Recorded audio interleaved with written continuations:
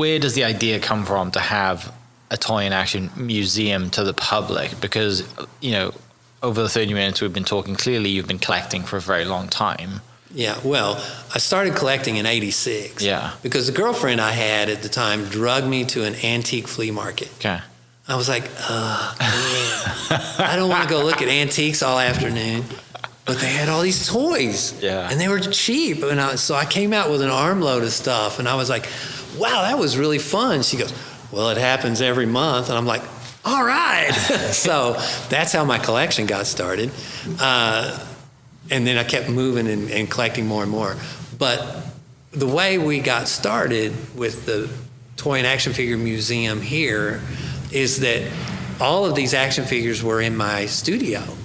And it was just my space. It was my collection. It was what I loved. Yeah. And, well, news stations would come and do a story on the fact that I was designing toys and things like that, but they would always show my collection.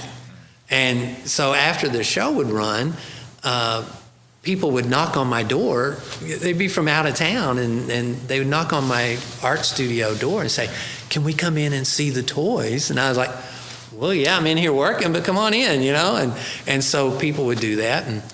And Pauls Valley started a visioning process in the year 2000. It was like they wanted to plan their growth for the next 10 years.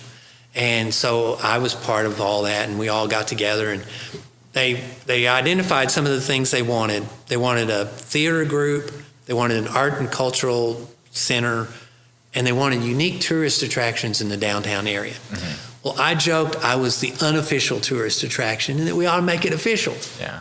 Well, again, I was joking, and the guy I was joking with went back to the committee and said, Kevin Stark's going to donate all of his toys to a toy museum. I said, no, I didn't say that. I said, but I will loan you my toys. Yeah. So we developed a group that started making the plans to have a toy and action figure museum. Mm-hmm. Now, it took us 5 years to get open because there wasn't a building big enough initially to get started. But in the meantime, we were getting our 501c3 nonprofit mm-hmm. status.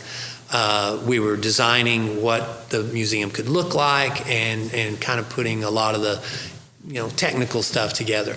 Well, when this building came open, we've got 7,000 square feet here.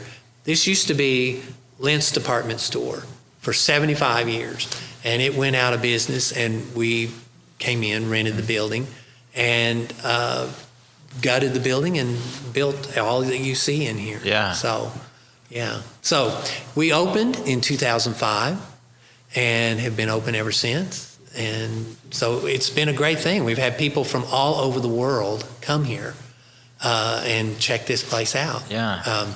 I've done interviews in Japan and Australia and Germany about this place. Wow. And they'll send me the magazine articles and stuff. I can't read them. Can't read a thing. I said, but Great. I can see the pictures. So, and then, we've done interviews in the New York Times, Dallas Morning News, all over Chicago, all these different places. We got in Wizard Magazine, which was a toy and comic collecting magazine. Yeah. And that was a big thing for me because I always bought Wizard Magazine and read it. So that was very cool.